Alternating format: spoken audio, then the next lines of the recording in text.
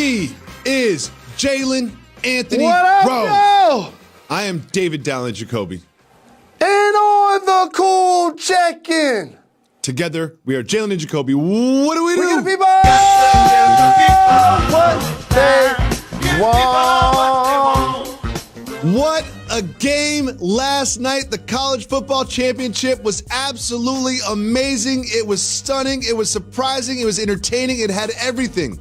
But the number one takeaway from this contest, the number one thing that you're only going to see spoken about on Jalen and Jacoby is this. The Drake curse is real. Look at this. This was what happened. Remember Kentucky basketball, no titles. Toronto Raptors always get bounced in the playoffs. Conor McGregor got beat up by Khabib. And then he wore, earlier this week, a Alabama sweatshirt. And we said the only thing that could possibly take down the Alabama dynasty is the support of none other than Aubrey, Drake, Graham, Jalen Rose. Did this game prove that the curse of Drake is real? The internet is something else because I saw this going around too before the game actually happened, and now loses by 28 title game is added to that.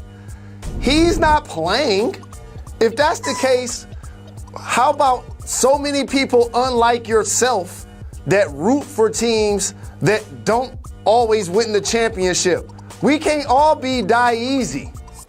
And so, like, for somebody like me who roots for the Lions and they won one playoff game in over 60 years, I don't feel like I'm cursed by watching them. Now, it hurts to watch them struggle, but I'm not going to put this on him. He wasn't wearing the shoulder pads and the helmet. Well, all I know is this, we're not sending him a Jalen and Jacoby hoodie. I love Drake. I've met him before. He's super sweet. I love his music. Honestly, I'm a huge fan of his, personally and professionally, but I'm not sending him a Jalen and Jacoby hoodie. That's all I know. We don't need that. Because next thing you know, there's going to be some bad news coming down. We're going to get some long emails from executives in corner offices. And the Toronto Raptors must be a little concerned after all this. The Toronto Raptors are like, they had a meeting. They're like, should we take away those seats? Like, should we take away his title as official ambassador? Now, of course, we kid. Big shout to Drake. Toronto, the number one seed in the East. They was number one last year.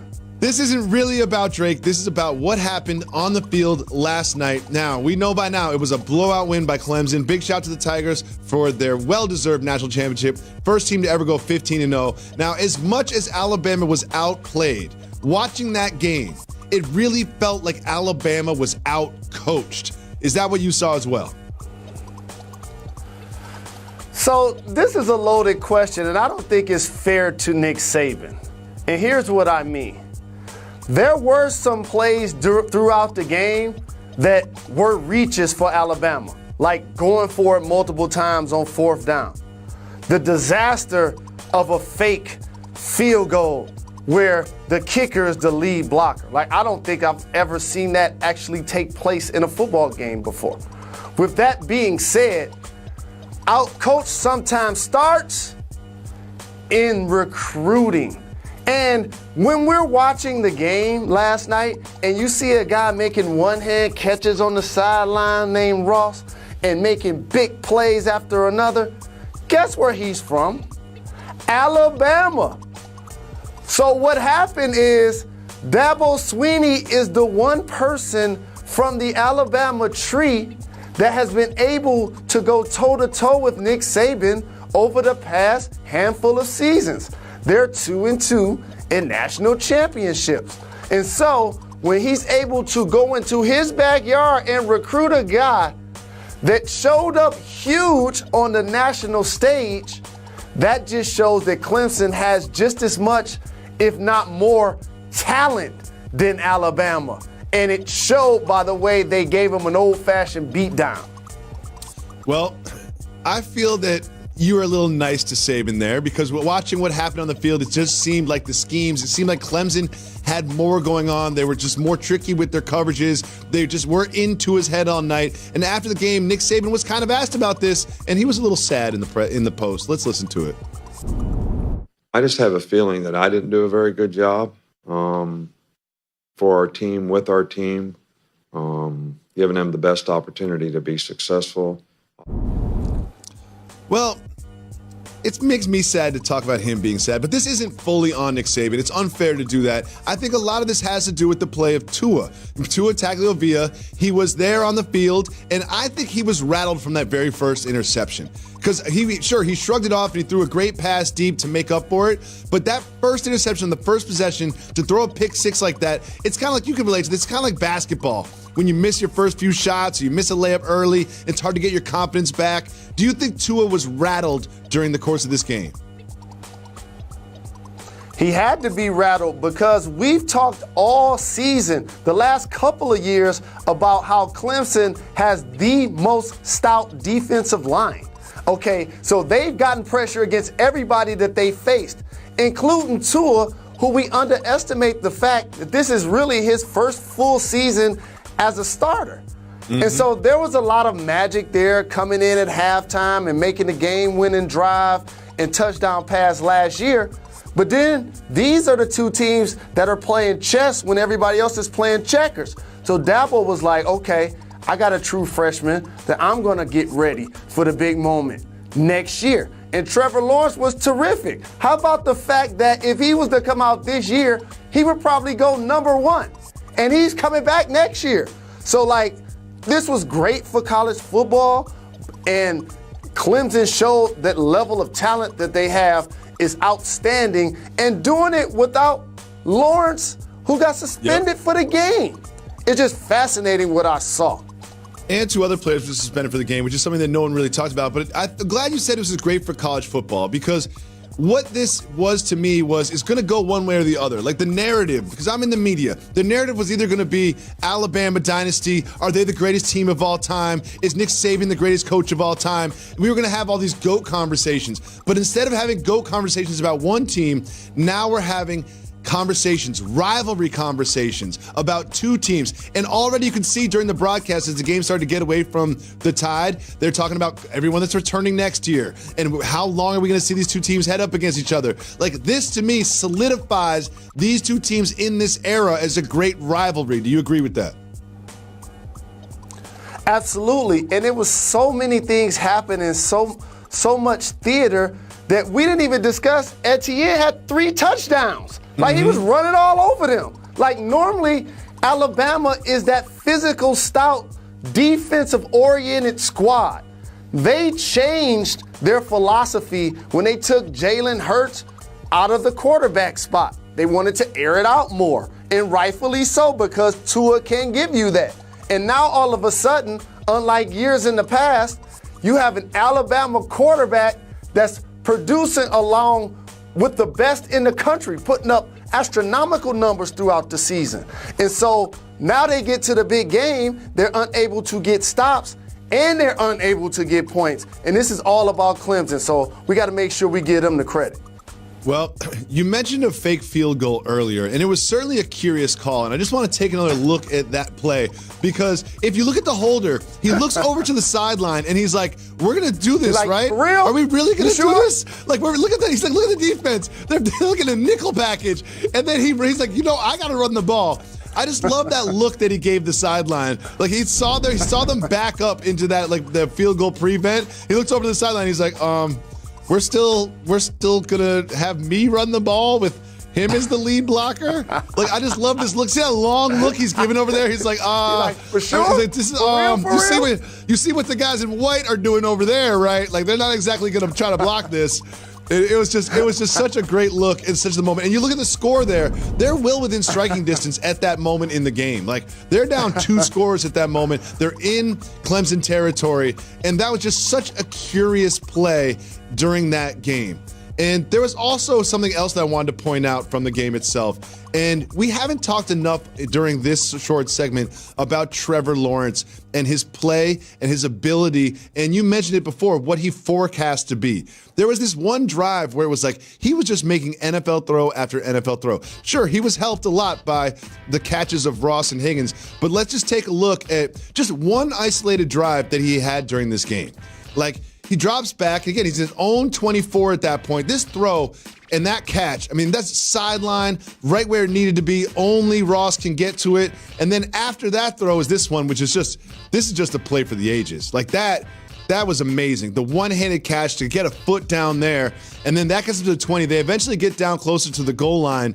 And again, Lawrence makes a pinpoint pass that only his receiver can catch up top over a linebacker in front of a secondary person.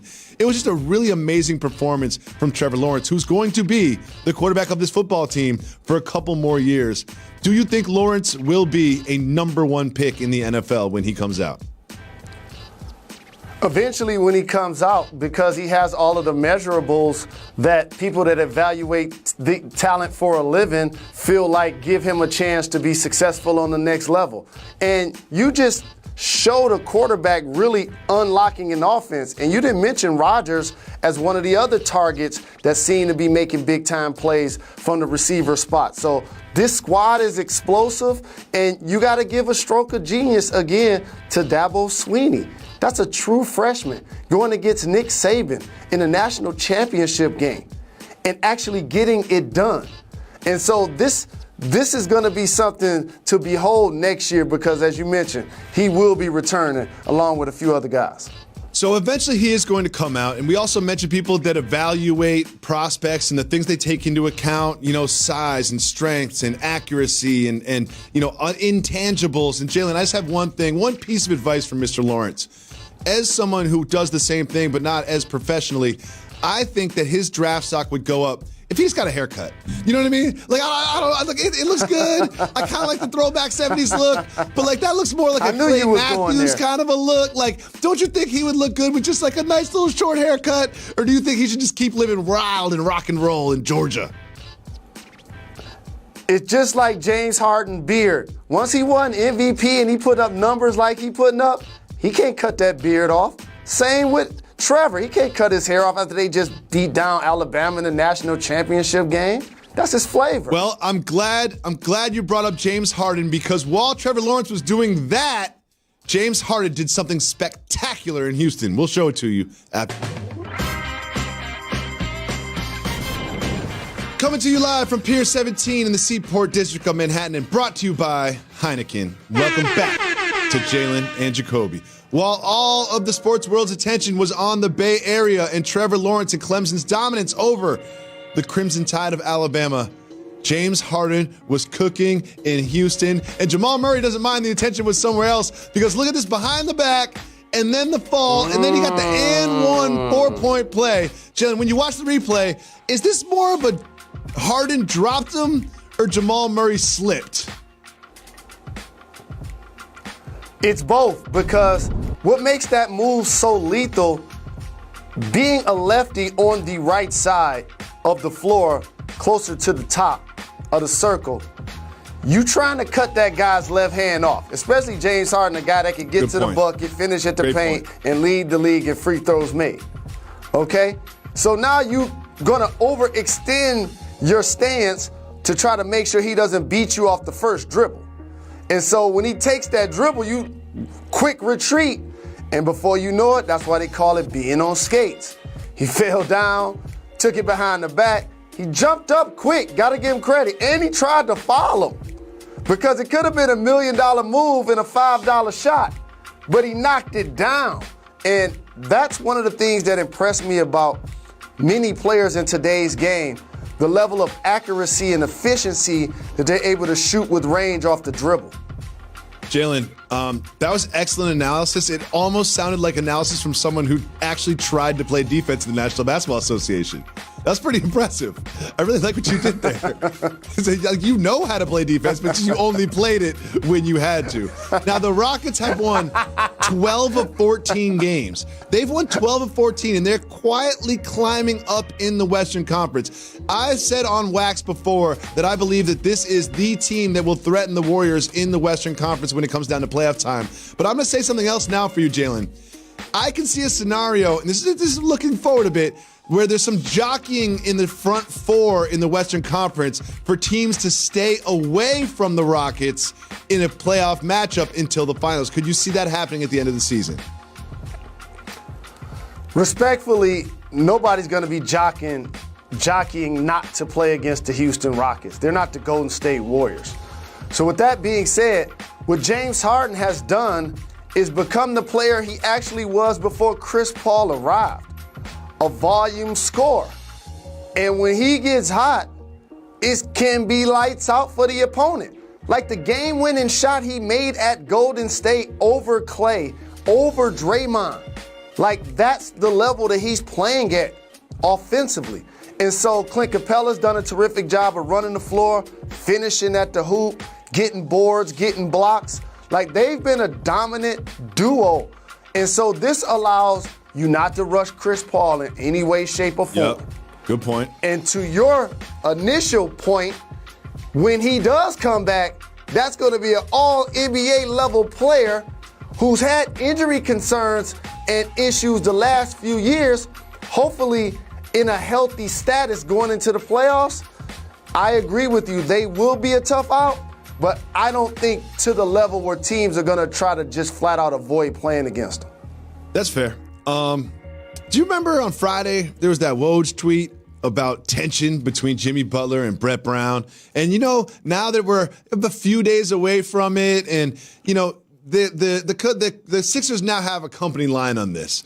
They've both kind of come out and said that, there's no tension. Nothing like that happened. We just have a professional relationship that's totally normal. And here's the quote from Jimmy Butler about the reports. If you followed me long enough, you know if I was being confrontational because I don't think that I could hide it very well. It would be different if I was going at somebody with cuss words and this and that and making demands, but that's not what I'm doing. I'm just out here trying to hoop. So Jalen, let me translate that for you. He's like, if I'm mad at you, I'll be cussing at you, I'll be pointing my fingers, you will see it on the court because I am that guy who will do that. And since you haven't seen that, I'm actually not upset at him. Are you following this logic? Do you believe this story? I'm following the logic. I believe the story. You saw Embiid come out earlier in the year and talk about his role and how he's been utilized. And by the way, he's been dominant this season. Points, rebounds, he's been putting in work this year so far. And so when you add Jimmy Butler, he plays well, he makes a couple of game-winning shots, he becomes the flavor of the moment, and then all of a sudden the balance of power continues to shift while Ben Simmons continues to just churn out, basically flirting with a triple-double on a nightly basis. And so for Jimmy, getting the ball in areas that he likes to operate is going to be paramount moving forward. But this team, we all know, will not be judged by the regular season. It's going to be judged by the postseason. And when you have three legitimate all-stars on the floor, when that time of year happens, that is going to make them a really tough out. So while on the Sixers, I just want to make a quick point. That's an article written by my pickup basketball brother, Ben Dietrich, on The Ringer. And it was about how Ben Simmons does not need to develop a jump shot. Like all the media is screaming for Ben Simmons to develop a jump shot, but that's not what the Sixers need to be successful. That's not what he's good at. He's perfectly fine without it. Do you agree with that thesis? I totally disagree. And here's why. Spacing. Anytime the game within the last 4 minutes, everything's going to slow down. He's not going to be in a lot of 4-on-3s, 3-on-2 transition situations. And what ends up happening is if he can't space the floor, his man becomes a secondary or a third help defender against whoever's trying to operate. So that could be Embiid on the post or at the top of the floor. That could be Jimmy Butler. And so that hinders a lot of the things that you're trying to run, and it also puts another guy defensively in the paint to grab rebounds when you miss jump shots. So if he's able, and again, he doesn't have to be a guy that's going to take 7 threes a game, but you need each guy to be a threat offensively. And so if he can make even a mid-range shot, that truly helps the dynamics of their spacing. I'll tell Ben that's how you feel.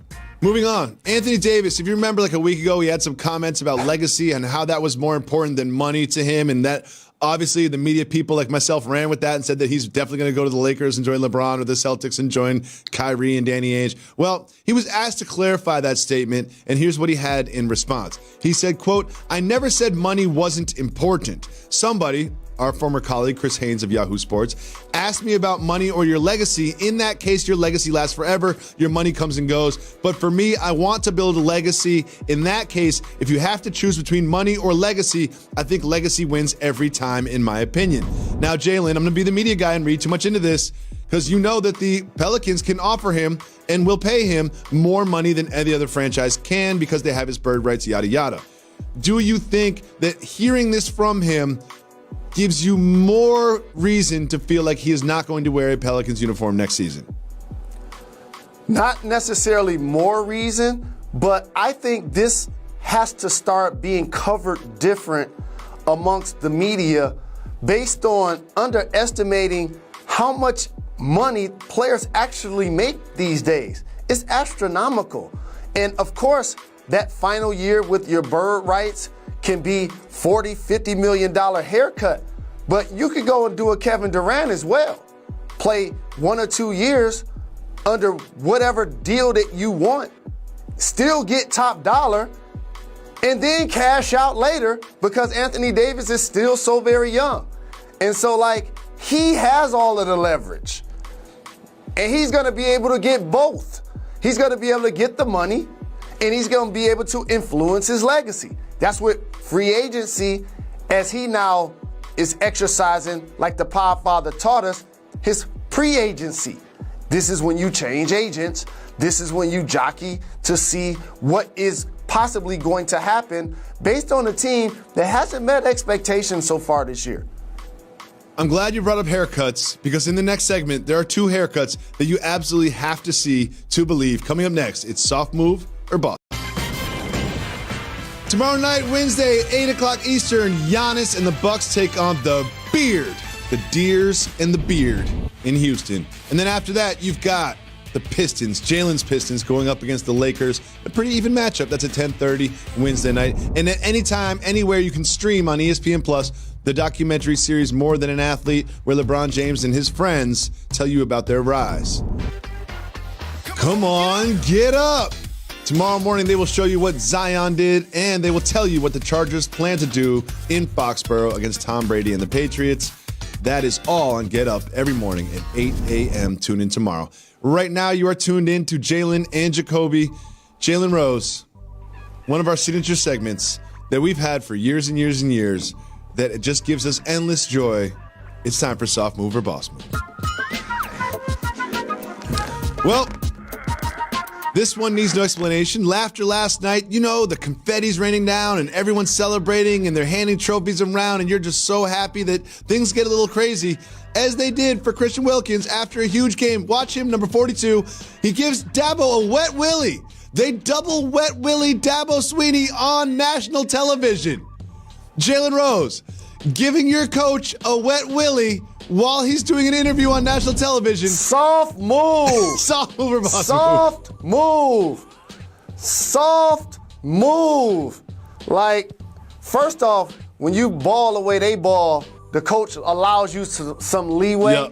Yep. Don't get me wrong, and well-deserved. I don't want to be a guy that over-exaggerates young people celebrating post-game. However, licking your hand and then sticking it in his ear, that's just nasty. So, Jalen, you know I've got young rolling. children. You know I've got young children, right? I've got 2 3-year-olds and a 5-year-old. And if there's just one thing I can get through their head, if there's one thing I can imprint in their moral values and their psyche, is the golden rule. Do unto others as you would want have done unto you. And if you don't want someone else's saliva in your ear, then don't put it in someone else's ear. That's all I have to say about that. The golden rule is the only thing you need to know, and that is for Christian Wilkins. When did this start? Where did that come from? I hadn't really heard of this term or been exposed to this. This is clearly a soft move, and it's clearly cultural. It's something that looks like they picked up once they got to college. Not cultural. It is universal. Moving on. Klay Thompson was just asked a simple question: what did you like overall about the Warriors? And he kind of took it and took a pivot and went somewhere else with it. Let's listen to Klay. What do you like overall? What do I like? Yeah. Life, food, my dog, my family, my friends, my home, my health. That's what I'm thankful for. That's what I like. my hobbies, movies, video games, and being able to do this for a living is pretty special. So he went on to not just list what he likes about the Warriors, but everything he likes in general, movies and video games included. Jalen Rose, is this a soft move, a boss move, or maybe something else? This is the ultimate boss move by Klay, because here's what ends up happening. There's the score of the game and there's the game of life.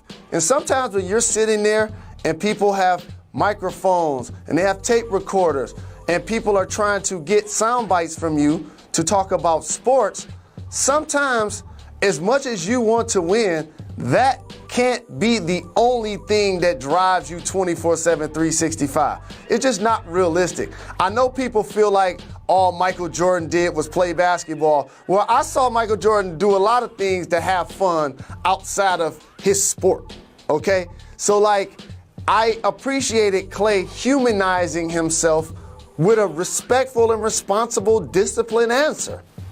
Well, I appreciate your response to that, and that was very articulate and intelligent. But I think that this is neither a soft move or a boss move. This, to me, looks like a failed test.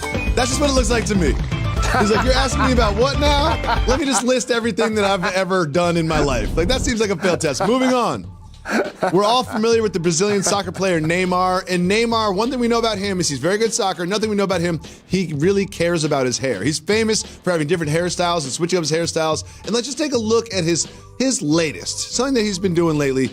Dreadlocks. Now, those are dreadlocks, but however, they are not his dreadlocks. He got dreadlock extensions. Wearing dreadlock extensions, Jalen Rose, soft move or boss move?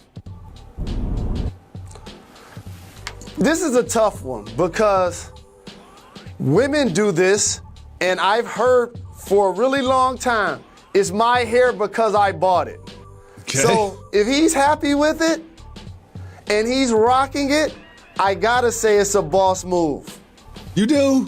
Do you though? You know what? As someone who has had dreadlocks for over a decade in his life. I don't like the way it looks. That's something different. I don't like the way it looks. Now that's something different. I feel like there's something. I've never had dreadlocks, obviously, but like I know a little bit about them, and there's some sort of like spirituality to it, and you grow your hair out, and like you keep it, and like there's a lot more to it than just like you go to the store and buy it. Like I feel like part of having dreadlocks is the fact that you're committed to the dreadlock lifestyle and you've grown it out. You're officially becoming old man Jacoby right now. Oh, come on. Like it literally just happened. Right in front of my very eyes. Oh, come on. You're coming after me now? I'm serious. This guy bought some dreadlocks in the store and you're coming after me now? Okay. Oh, let's hear it. Let's hear it. I'm saying, like, I don't like the way that style looks. However, he's rocking his extensions that he bought. So, therefore, I can't act like that ain't a boss move. Okay. That's fine. Moving on. So, Cody Parkey, poor Cody Parkey, still in the news. We all know what happened on Sunday evening when he hit not just one but two uprights and lost the game for the Bears and won the game for the Eagles. Well, Eagles fans were very appreciative of this kick that went off the upright that was actually blocked. So what did they do? They went on Venmo, something I'm sure you're not familiar with, but I have it. And you can basically pay anybody that you can find money. Cody Parkey just happened to have a Venmo account, and Eagles fans who may or may not have wagered on the game were sending him money via Venmo. They sent him so much money via Venmo that he had to shut down his account, and other people started popping up with new Cody Parkey accounts hoping to cash in on the wave. Sending money to Cody Parkey after he won your team the game, soft move or boss move? David Jacoby once taught me that you can be mean if you're funny. This is actually both, which makes it a boss move. Because Absolutely in theory, right. You're showing that it's not about the money. It's about the fact that when you missed, I cashed in on whatever level of finance that I live at. Boss move. Boss move. And one thing you don't know about Venmo is you can write a little note with the money. Like it says, like, what was this for? So I'm sure the notes were really funny too. It's like, oh, I got $3 from some guy in Philly. And Philly's like, thanks so much. I actually won $3,000, but here's your thing. So now that you're on my side and you think this is a boss move, if this were to happen to say The Lions. I know this is a weird hypothetical. Like the Lions would have to make the playoffs and then be in the game at the end of the game. So this is really a reach. I understand that. But if this were to happen to the Lions, how much money would you send the kicker that won the Lions the game? Well, if the Lions win the Super Bowl and a kicker is the deciding factor, oh man, it's like his favorite restaurant in the state of Michigan, the tab is going to always be covered. Okay. Moving on. Last week, me and one of our brothers, a friend of the show, Marcus Spears, we evaluated this new hairstyle from Usher, right? You'll see it here. And he's got the fur in the hot weather for some reason, but the hair is interesting. And not to be one-upped, an artist that we're both very familiar with, Young Jock, well, he saw that and he raised Usher blue hair. Young Jock with the blue hair. Soft move or boss move? Is that an actual picture? Yes, that's an actual picture. Actual Caesar with the hair on top of it? Yes, that is actual hair. It's going down. It's going down. I like the hair. I'm saying it's a boss move. Going down. I'm saying it's a boss move. Yeah, I like the hair. Yeah, I'm not mad at the color in the hair. I'm not mad at it either. You're not mad at it. it. So, Jalen, you're very well known for your hairstyle. Perhaps you should, I don't know, adopt this for your look. What do you think? That looks pretty good. That doesn't look bad. I like We gonna see that? Are we gonna see that on Countdown tomorrow night? Nah, not gonna be able to do it. When we come back, there's something that we have not discussed that we absolutely must discuss, and that is what Lil Wayne wore during the halftime show. That's next on Jalen Jacoby. What's the worst haircut you've ever had? There was a time where I had a bowl haircut and a tail in the back that wouldn't grow long, and I got it blonde. Wait. You had a bowl haircut, so it was just like a straight line, no fade, and in the back, sort of JaVale McGee style, you attempted to grow a tail and then just dye the tail blonde? At least his was able to grow downward. Yeah. Mine didn't grow downward. So you had like a little puff? Yes. And you dyed it blonde? Yes. So you go to a salon and they put tinfoil around the back. Like, how does the process work? Did you sit underneath the heat lamp? I don't remember it being that sophisticated. Did they spray some lemon juice on it? Clorox bleach? Yeah, just getting it blonde. To your point, though, it only lasted like a day. Got a baldy real quick. Is that the real story of the Fab Five all having bald heads? Yes.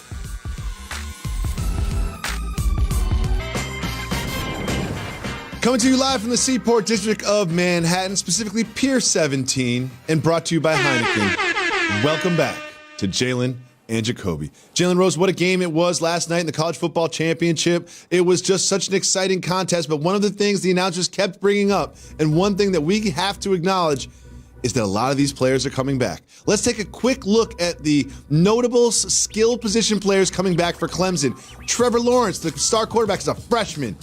Etienne, sophomore. Higgins, sophomore. Rogers, sophomore. Ross, freshman. Just look at that. And then on the other side of the ball, you also have Alabama, who will be returning.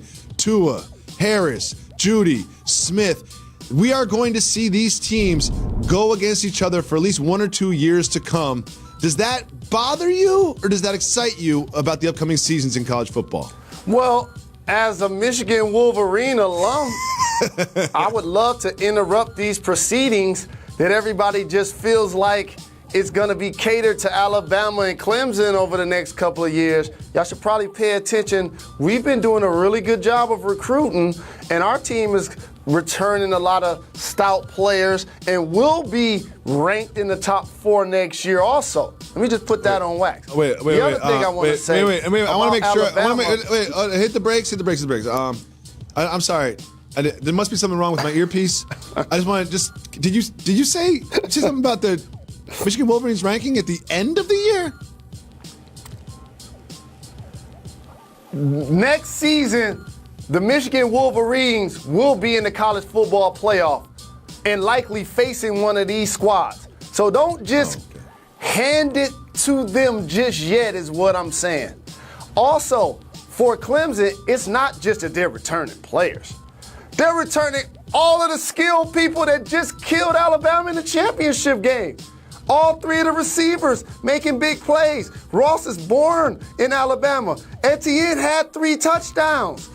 Lawrence, the first true freshman to win it since Jamel Holloway, mid-'80s, when they was running with Oklahoma.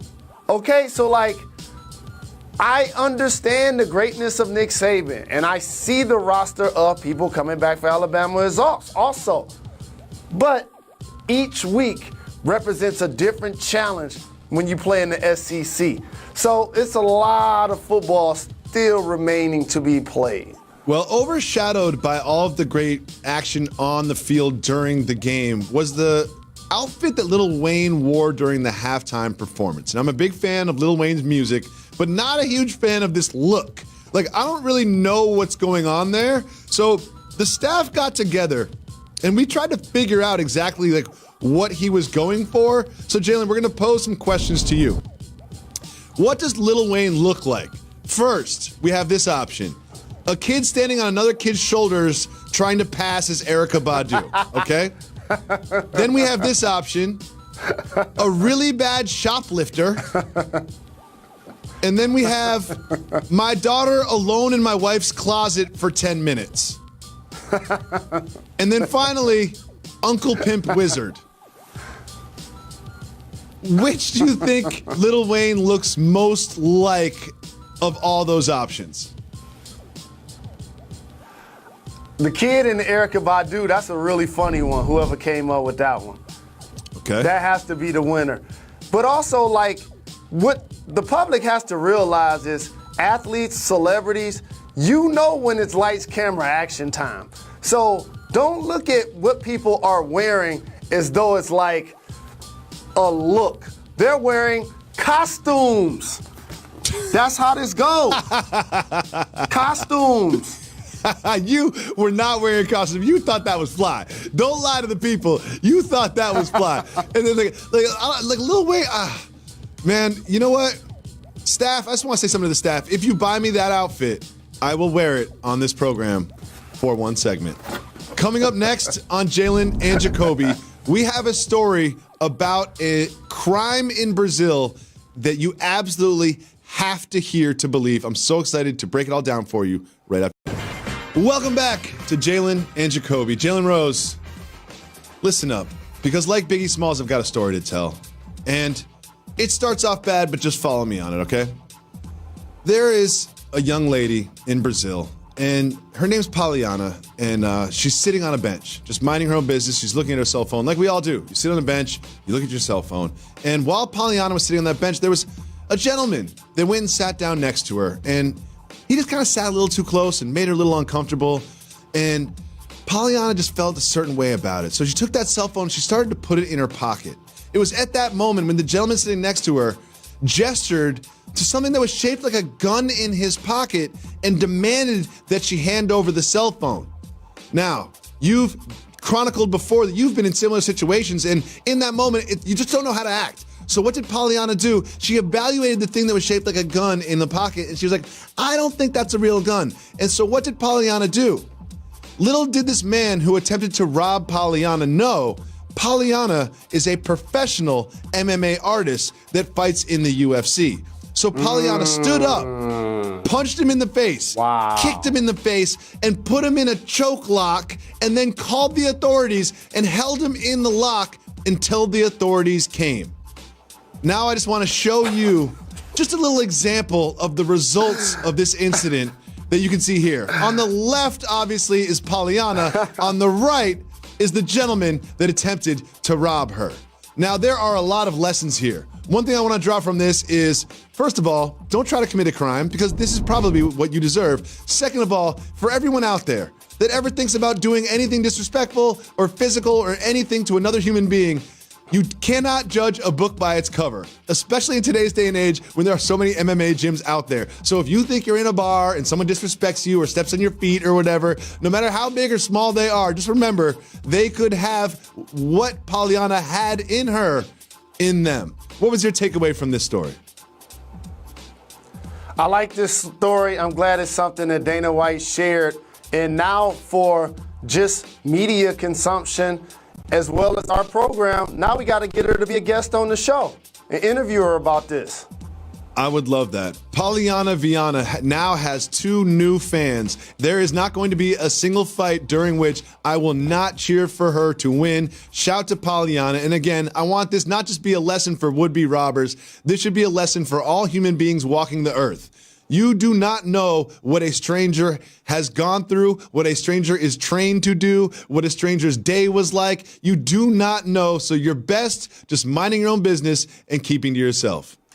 Now, some other people, but let me just tell you something about me and Jalen. There's a lot of things that we don't see eye to eye on. We had a lot of life experiences that were very different for the two of us, but we do have a lot in common. We both love good food. We both love family. We both love the game of basketball. We both love hip hop with a passion, and we also both love sneakers. But we're both a little old school. Jordan 1s, Adidas, Pumas, old Nikes, just kind of simple, basic sneakers. Well, over the course of time, some things have changed. Jalen's about to show you his Pumas right here. He's living the Puma life. We all know that.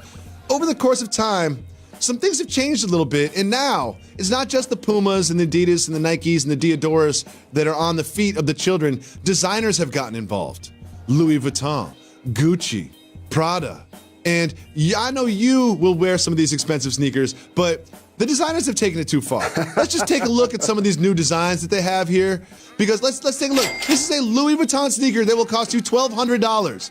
Look at that. I will say my opinion is that these sneakers are trash. I would not wear these sneakers for free. And then look at these Gucci sneakers, Jalen Rose. Those are $1,600 sneakers. $1,600 sneakers right there, Jalen Rose. Now, I want to ask you a question. This is a very serious question.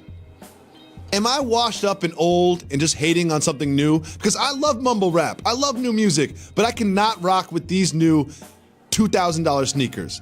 Am I just old and out of touch? I think or that's is this a classic objectively disgusting example of really purchasing the name. I can't front. The first pair wasn't horrible, but the last couple continued to get worse. And so when you are a storied brand and you understand that some people are just going to buy it for the name, you're able to take risks like this. And however, I agree with you. You got to evaluate it though. I ain't just paying for the name and rocking it because it's the new hot thing. We don't have to necessarily be old and washed up, Jacoby, if you don't want to follow every trend. It's okay. That's what makes you an OG. Just like the skinny jeans, you can miss me with these $2,000 designer sneakers that look like Thanos is like designed them. You can miss me with all of that. Let us know if you think we're old and washed up. You can find us on social media. You can always subscribe to our podcast anywhere you listen to podcasts. You can also watch Jalen Rose on Countdown tomorrow at 7 p.m. on ESPN. And we'll be back tomorrow with a special co-host who may or may not be Ryan Russillo. Thank you. We'll be back. You're far too kind. We got to give the people